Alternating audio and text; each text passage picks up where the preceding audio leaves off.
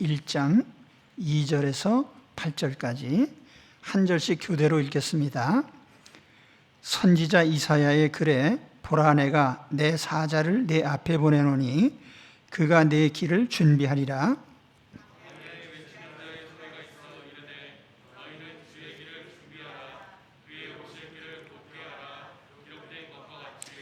세례 요한이 광야에 이르러 죄 사함을 받게 하는 회개의 세례를 전파하니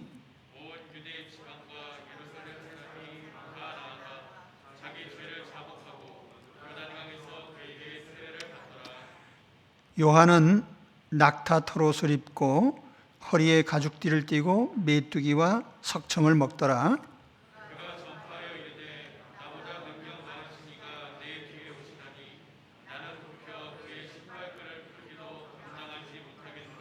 같이 봅니다. 나는 너희에게 물로 세례를 베풀었거니와 그는 너희에게 성령으로 세례를 베푸시리라. 아멘. 마가복음에는 예수님의 신분, 또 예수님이 복음을 전하시기 위해서 오신 일에 대해서 간략하게 한 절로 소개를 합니다. 곧 이어서 세례 요한 이야기가 나옵니다. 세례 요한 이야기는 네 복음서에 공통적으로 기록되어 있습니다. 그만큼 세례 요한의 등장은 복음서 전체에서 매우 의미 있는 일입니다. 세례 요한의 등장이 어떤 의미가 있는가?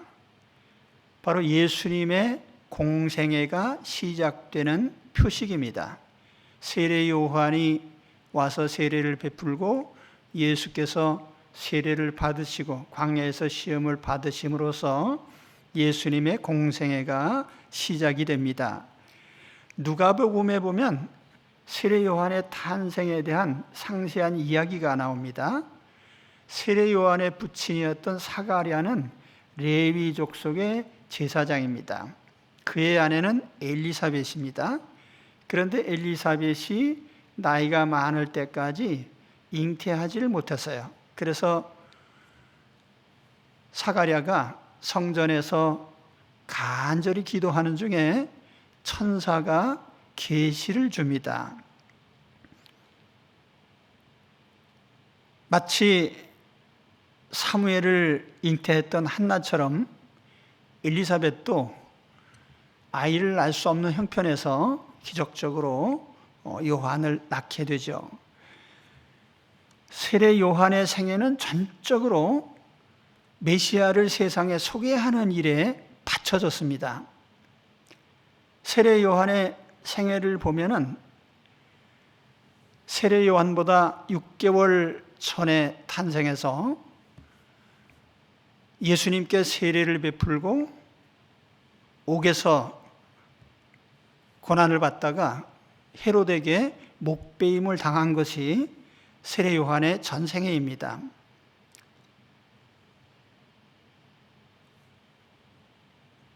세례 요한의 생애에 대해서 천사가 사가랴에게 세례 요한이 잉태되었을 때에 요한이 어떻게 살 것인지를 알려줍니다. 천사가 그에게 이르되 사가랴여 무서워하지 말라. 너의 간구함이 들린지라. 내 아내 엘리사벳이 내게 아들을 낳아주리니 그 이름을 요한이라 하라. 너도 기뻐하고 즐거워할 것이요 많은 사람도 그의 태어남을 기뻐하리니 이는 그가 주 앞에 큰 자가 되며 포도주나 독한 술을 마시지 아니하며 모태로부터 성령의 충만함을 받아 이스라엘 자손을 주 곧 그들의 하나님께로 많이 돌아오게 하겠습니다. 그가 또 엘리야의 심령과 능력으로 주 앞에 먼저 와서 아버지의 마음을 자식에게 거스르는 자를 의인의 슬기에 돌아오게 하고 주를 위하여 세운 백성을 준비하리라.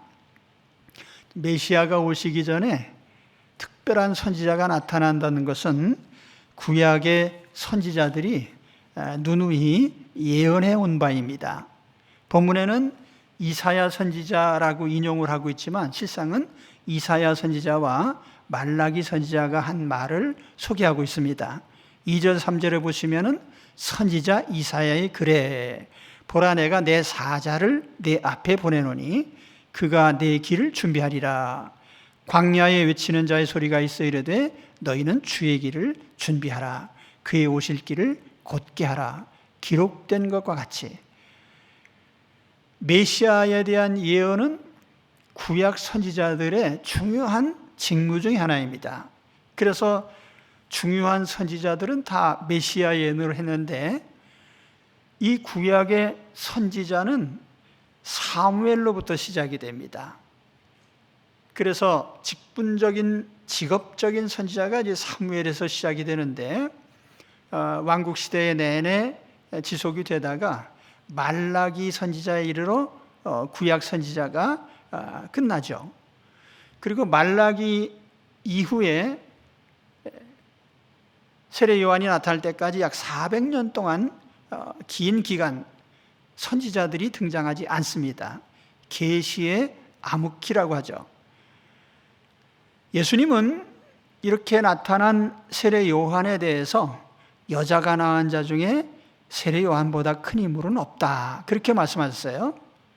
그러면 세례 요한이 엘리야나 사무엘이나 혹은 이사야, 예레미야, 다니엘 이런 위대한 선지자들보다 세례 요한이 더 위대한 선지자냐, 그런 의미에서 한 말은 아니에요.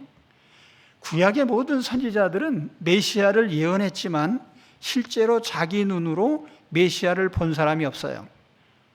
또 메시아가 오신다는 예언은 했지만 그 메시아가 구체적으로 누구인지에 대해서는 알지 못했습니다. 그러나 세례 요한은 예수 그리스도가 바로 나사렛 출신의 예수라는 분이 바로 세례 선지자들이 말한 메시아시다, 그걸 눈으로 보고 확인하고 알렸거든요. 그래서 메시아를 직접 대면하고 알렸다는 측면에서 세례 요한은 선지자 중에서도 가장 크고 위대한 선지자로 인정을 받았습니다. 세례 요한은 두 가지 역할을 했어요. 첫째는 예수님이 바로 하나님이 보내신 메시아라는 것을 세상에 알리는 역할을 했죠. 또 하나는 사람들을 회개시켜서 주님을 영접하게 만드는 일이에요. 첫 번째 역할은 예수님이 메시아이심을 세상에 알리는 일입니다. 자, 구약의 선지자들이 메시아가 장차 오신다는 걸 예언을 했는데 그 메시아가 누구냐?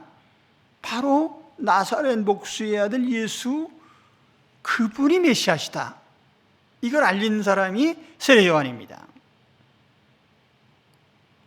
세례 요한이 한 일은 성경에 두 가지 기록되어 있어요. 하나는 예수님께 세례 베푼 일, 또 하나는 감옥에 갇혀서 예수님께 질문을 한 일입니다. 근데 이 두 가지가 다 예수님이 구약에 예언된 바로 그 메시아라는 것을 입증하는 사건입니다. 자, 예수님이 세례 받으실 때 어떤 일이 일어났습니까? 하늘에서 음성이 들려왔어요. 성부 하나님의 음성이 들리고 또 성령이 비둘기의 형상으로 임하셨습니다. 그리고 성자 예수님이 거기에 계셨어요. 그렇기 때문에 성자, 성부, 성령의 삼위일체 하나님이 임재하신 장소로 예수님의 세례 장면을 우리가 볼 수가 있습니다. 그래서 세례 요한은 그와 같은 체험을 한 후에 곧바로 요한복음 1장 29절 36절에 보면은 보라 세상 죄를 지고 가는 하나님의 어린 양이로다. 그리고 예수님을 세상에 소개한 겁니다. 예수님이 구약에 예언한 바로 그 메시아시다. 또 한 가지, 세례 요한이 옥에 갇혔을 때 예수님께 사람을 보내서 질문을 했어요. 어떤 질문입니까? 오실 메시아가 당신입니까? 아니면 다른 메시아를 우리가 기다려야 됩니까? 근데 우리가 이 세례 요한의 질문을 들을 때 좀 이상한 면이 있어요. 세례 요한이 예수님 보고 기적적인 장면도 보고 그리고 나서 자기 입으로 세상 죄를 지고 한 하나님의 어린 양이라고 소개를 했는데 왜 또 의심 섞인 질문을 합니까?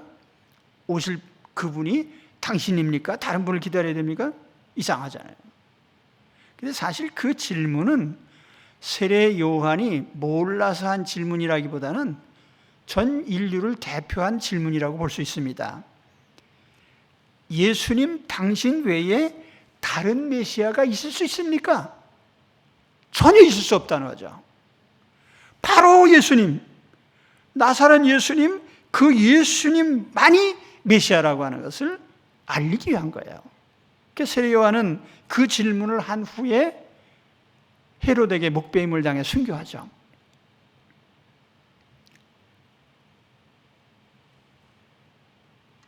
세례 요한의 두 번째 역할은 사람들을 회개시켜서 세례를 받게 하는 일입니다. 본문에 보면 주의 길을 준비하라 이런 말씀을 하죠. 주님을 마음에 모시기 위해서 마음의 준비를 하라는 것인데, 마음의 준비를 어떻게 합니까? 회개함으로써. 여기 길을 곧게 한다는 것은 옛날의 왕의 행차를 상상해 보면 이해할 수 있습니다. 옛날에 임금님이 행차를 하게 되면 우선 임금님이 지나가는 길을 잘 닦아야 돼요. 말이나 마차가 잘 지나갈 수 있도록 길을 평탄하게 이렇게 만들어야 되는데, 구불구불한 길은 곧게 만들어야 돼. 길을 곧게 한다는 뜻이에요. 또 울퉁불퉁한 길은 깎아서 고르게 만들어야 돼요. 그 움푹 들어간 데는 또 메워서 평탄하게 해야 돼요. 근데 이게 다 비유적인 거예요. 구불구불한 길이라는 것은 왜곡된 마음이에요. 잘못된 생각이나 사고방식이나 가치관이나 이런 것을 다 곧게 펴야 돼요. 높이 솟아난 것이라는 것은 교만을 가리킵니다. 주님 앞에 높아진 마음을 낮춰야 돼요. 또 움푹 들어간 길이라고 하는 것은 절망과 좌절과 같은 부정적인 마음이죠. 소망 없는 마음. 그래서 우리가 주님께 대한 기대를 가져야 되죠. 이와 같이 마음의 길을 준비시키는 그 일을 세례 요한이 했습니다. 이와 같은 세례 요한의 설교에 대해서 많은 사람들이 반향을 일으키고 요한 앞으로 다가왔죠. 4절 5절에 보면 세례 요한이 광야에 이르러 죄사함을 받게 하는 회개의 세례를 전파하니 온 유대 지방과 예루살렘 사람이 다 나와 자기 죄를 자복하고 요단강에서 그에게 세례를 받더라. 자, 오늘 우리는 세례 요한처럼 예수님을 세상에 알리는 전령들이 돼야 돼요. 주님을 맞도록 마음의 준비를 또 시켜야 됩니다. 오늘 내가 외쳐야 될 대상자들이 누구죠?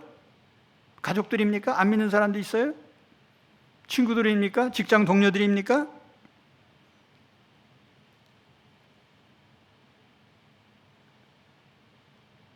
내가 정말 복음을 전하고 싶은 사람들이에요. 가까이 있는 사람들에게 예수님이 그리스도이시고 구세주이심을 알려야 됩니다. 또 그들의 마음을 회개시켜야 돼요. 굽은 마음, 높아진 마음, 꺼진 마음 다 고르게 해서 주님을 모실 수 있는 마음이 되도록 우리가 평탄 작업을 해야 되는 거죠. 오늘 우리 모두가 세례 요한과 같이 주님의 앞길을 예비하는 그런 분들이 되시기를 주의 이름으로 축원합니다. 다음으로 말씀드릴 것은 세례 요한의 삶이에요. 마가는 세례 요한의 외모를 다음과 같이 설명을 합니다. 6절에 보면은 요한은 낙타 털옷을 입고 허리에 가죽띠를 띠고 메뚜기와 석청을 먹더라. 자, 어떤 사람의 삶을 우리가 알아보려고 하면 그 사람의 먹는 음식하고 입은 옷차림을 보면 금방 알 수가 있어요. 그 사람이 어떤 삶을 사는지. 영국의 탐정 소설 셜록 홈즈를 보면은 사람 겉모양을 한번 착 보면은 그 사람의 내력을 쭉 얘기하잖아요. 관찰해야죠. 근데 그 사람이 정말 어떤 사람이냐? 쉽게 알아볼 수 있는 방법은 그 사람이 뭘 먹는지, 어떤 옷차림을 하고 있는지 이걸 보고 알 수가 있어요.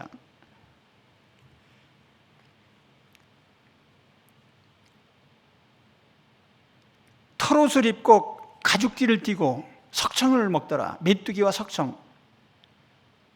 이게 전형적인 선지자의 모습이에요. 구약 성경에 나타나는 전형적인 선지자, 다시 말하면 가짜 선지자하고 구별하는 방법이겠죠.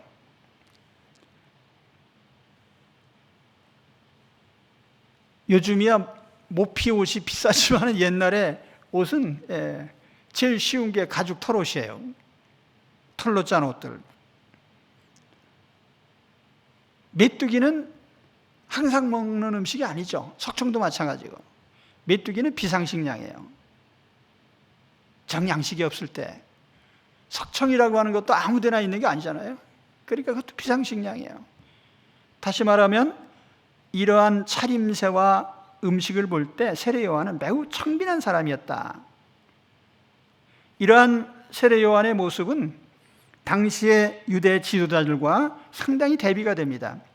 예수님께서 바리새인 지도자들에게 대해서 이런 비판을 하셨어요.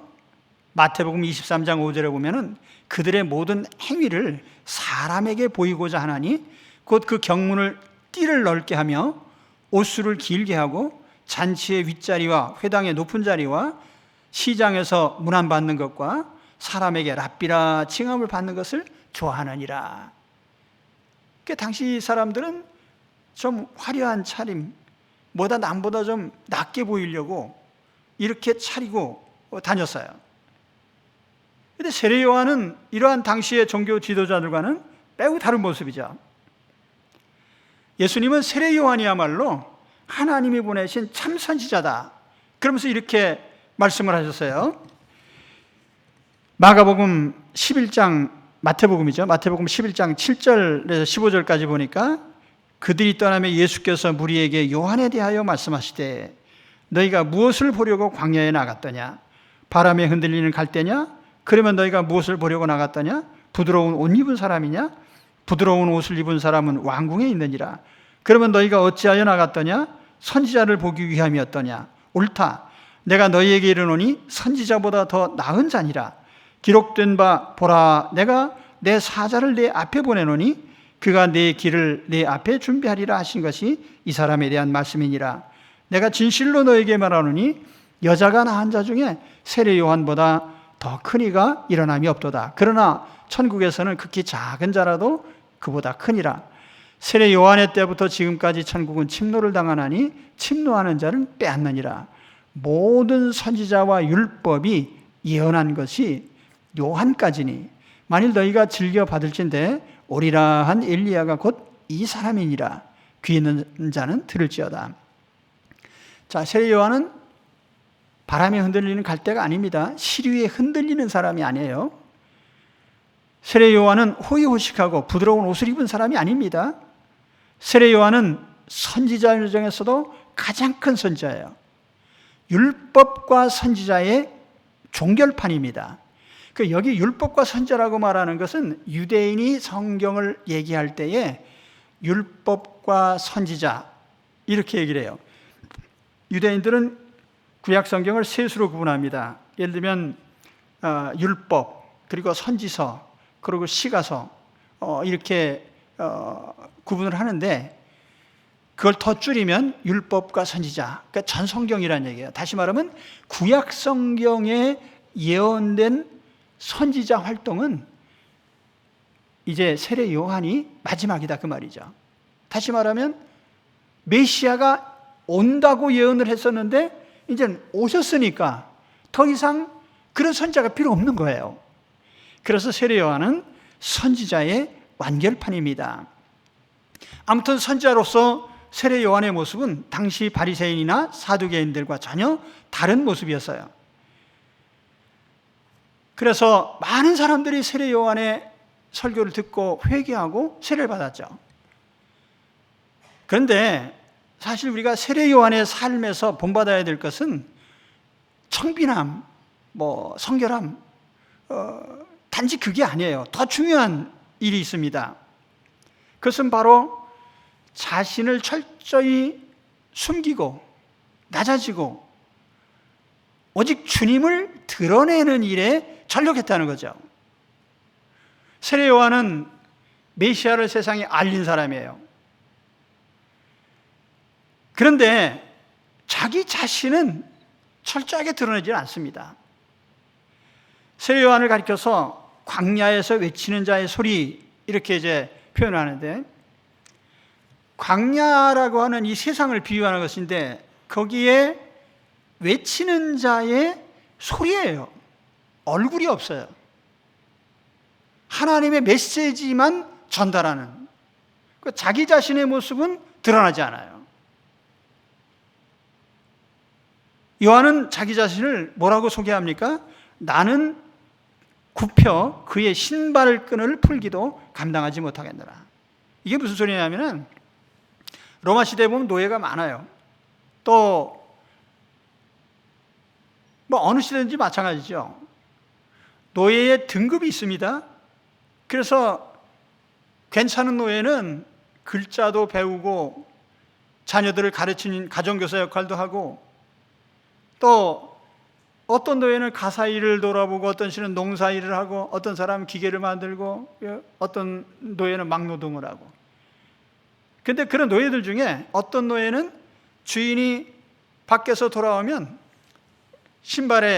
신발끈을 풀어주는 거예요. 신을 벗기 위해서. 그런데 그런 노예는 노예들 중에서도 좀 하잘것없는 노예에 속하는 거죠. 그러니까 세례 요한은 자기 자신을 가리켜서 나는 노예 중에서도 가장 비천한 노예이기 때문에 주님 앞에 난 감히 설 수 없는 사람이야. 그렇게 자기를 낮추고 있어요. 하나님의 아들이시고 위대하신 예수님을 소개하러 온 사람이 자기를 그렇게 낮추는 거예요. 세례 요한이 자기를 어떻게 평가했는가에 대해서 결정적인 규절이 요한복음 3장 30절에 이렇게 나옵니다. 그는 흥하여야 하겠고 나는 쇠하여야 하리라. 이 규절에 이제 영문 2개 번역을 같이 해드렸는데, He must increase, but I must decrease. 여기에 그는 increase라는 말은 점점 상승한다는 뜻이죠. 올라가고 높아지고. 근데 나는 오히려 내려가고 낮아지고. NLT라고 하는 성경에는 He must become greater and greater. 그리고 I must become less and less. 이렇게 번역을 했습니다. 주님은 점점 커지고 더 커져. 위대해지고 위대해져야 되고, 나는 점점 작아지고 쫄아들고 그렇게 돼야 된다는 거죠. 여러분, 인생의 목표를 어떻게 세우셨어요? 세례 요한은 자기 인생을 가리켜서 주님은 나를 통해서 높아지고 커져야 되고, 나는 주님 앞에서 작아지고 축소돼야 된다고 하는 것이 그의 인생관이에요. 우리 예수 믿는 사람들 포부를 물어보면 예수님 믿고 덕분에 좀 커지고 싶다. 그 미신 믿는 사람하고 뭐가 달라요?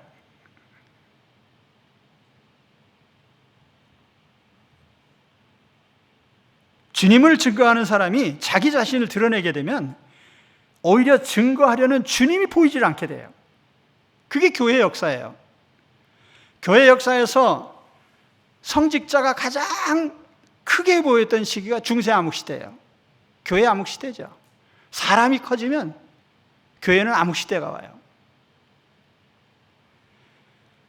요즘도 그래요. 이단자들 보세요. 어떤 분들이 그래. 이단을 뭘로 구별합니까?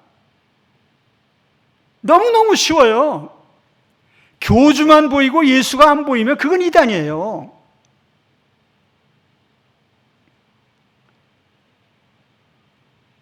무슨 신령한 지식, 계시, 아무리 나팔을 불어도요, 예수님이 보여야 그게 진짜 교회인 거예요.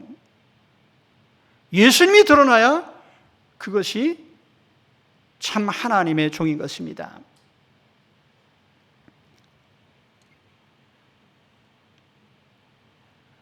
요즘 교주만 보이는 이단자들 많잖아요. 문교주, 박교주, 안교주, 정교주, 요즘 말 많은 이교주.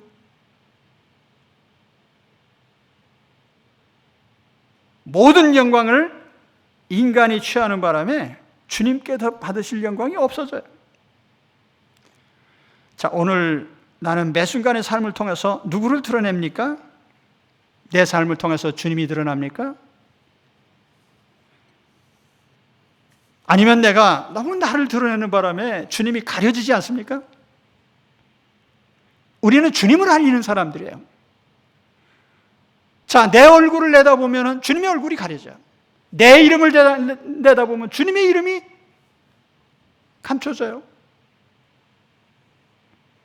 내 소유를 드러내다 보면은요, 하나님 나라 확장하는 일이 줄어듭니다.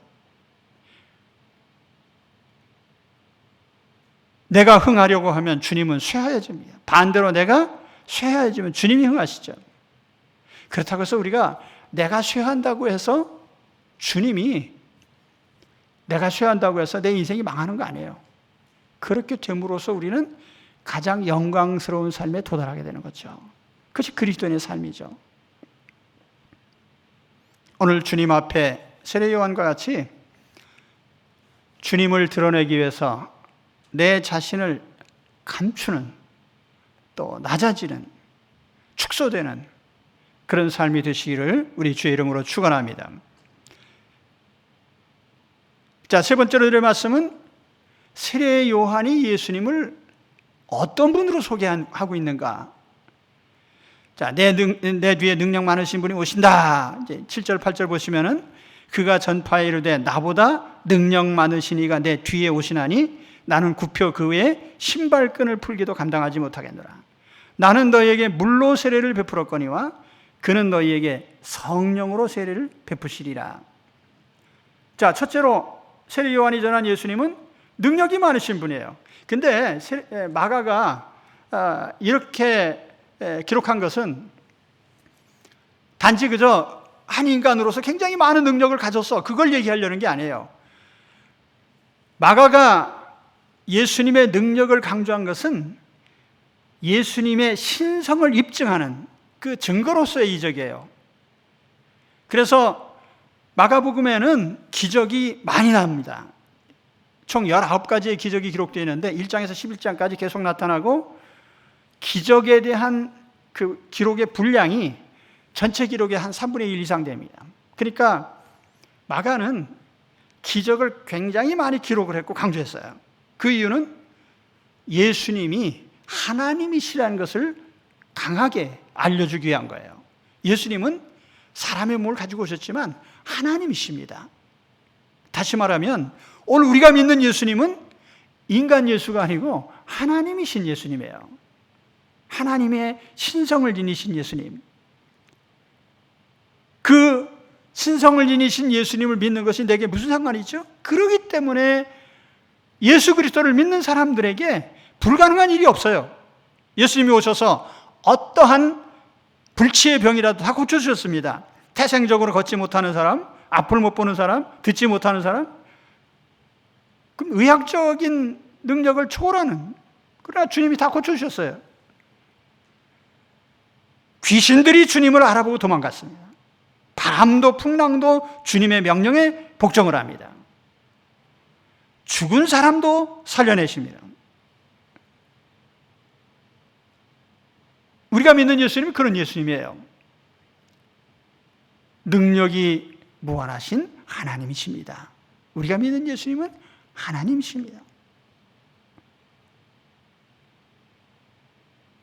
세례 요한이 전한 예수님이 바로 그런 신성을 지니신 전능하신 하나님이시다. 그걸 이제 얘기합니다. 세례 요한이 전한 두 번째 예수님의 모습은 성령으로 세례를 베푸신 분이에요.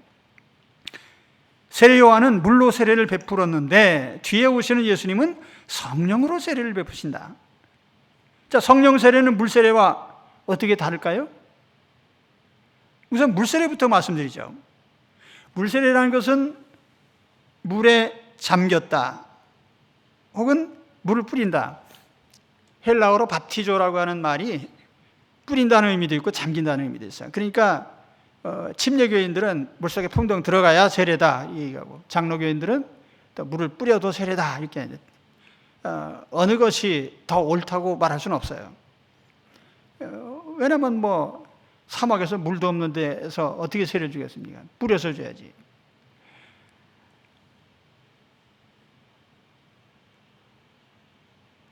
세례 요한. 자, 우리가 요한이라는 이름이 많아요. 근데 요한 이름 중에 세례 요한이라고 붙어 있잖아요. 예수님의 앞길을 예비한 요한은 세례 요한이에요.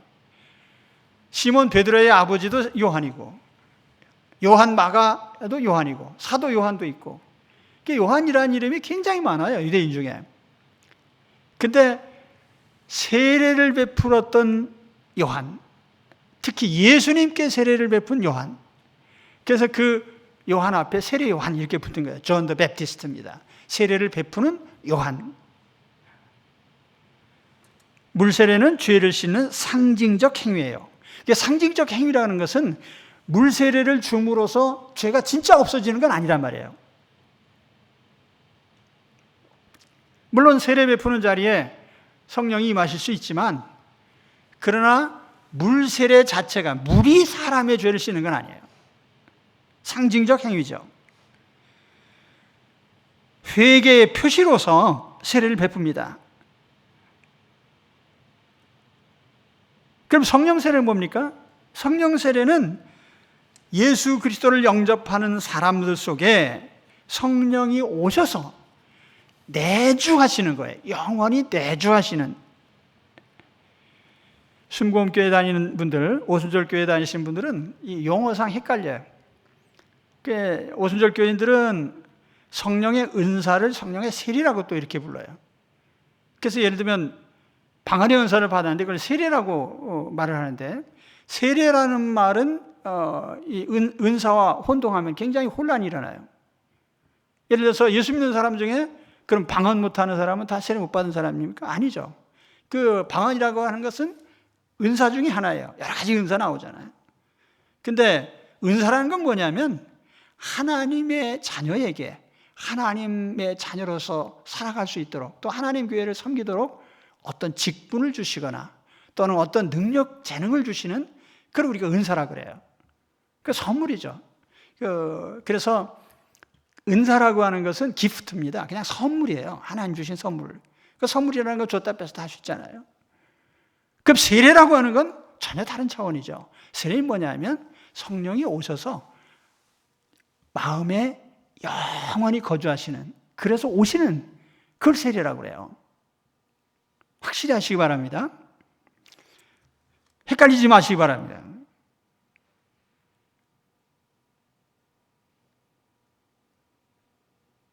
성령 세례는 마음속에서 일어난 일이기 때문에 겉으로 드러나진 않아요. 그러니까 모르죠. 성령이 임하셨는지.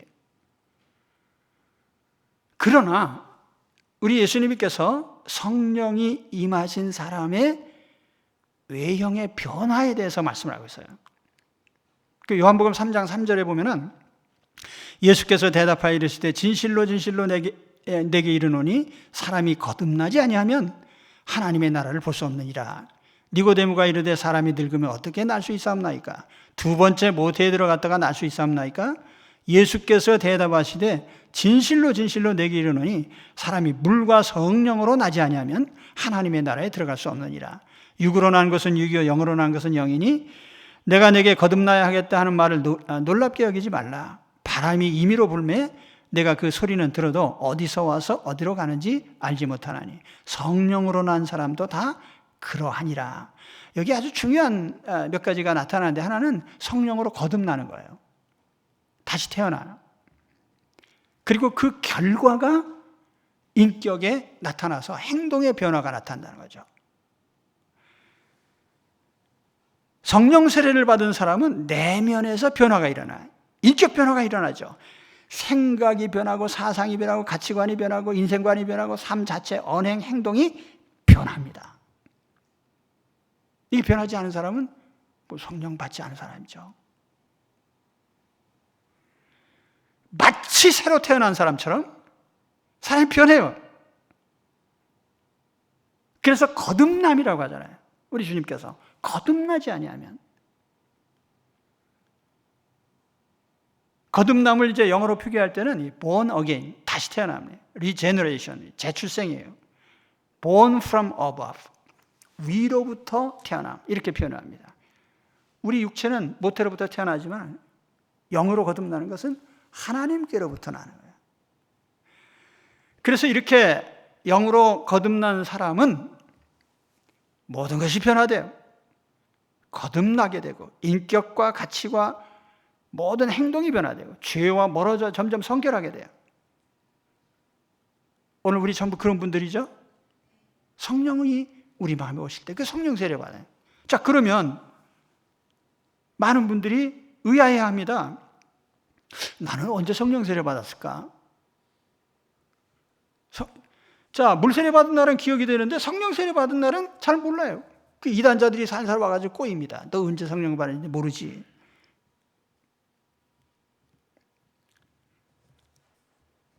성령 세례 받은 날은 내가 예수님 영접한 날이에요.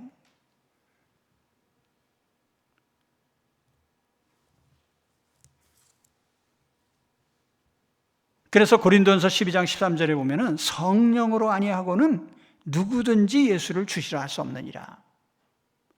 그러니까 예수님을 나의 구주, 나의 하나님으로 영접한 사람들은 이미 다 성령이 와 계십니다.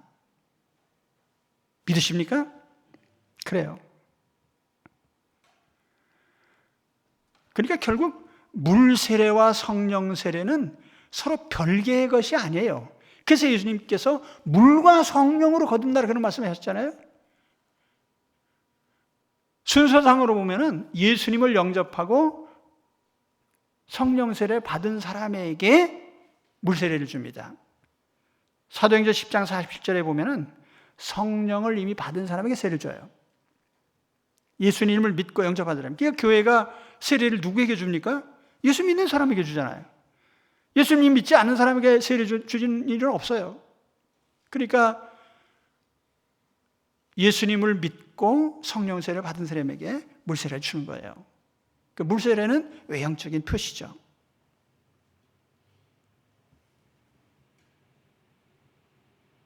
아무튼 오늘 우리는 예수님을 통해서 성령의 세례를 받은 사람들이라는 걸 기억하시기 바랍니다.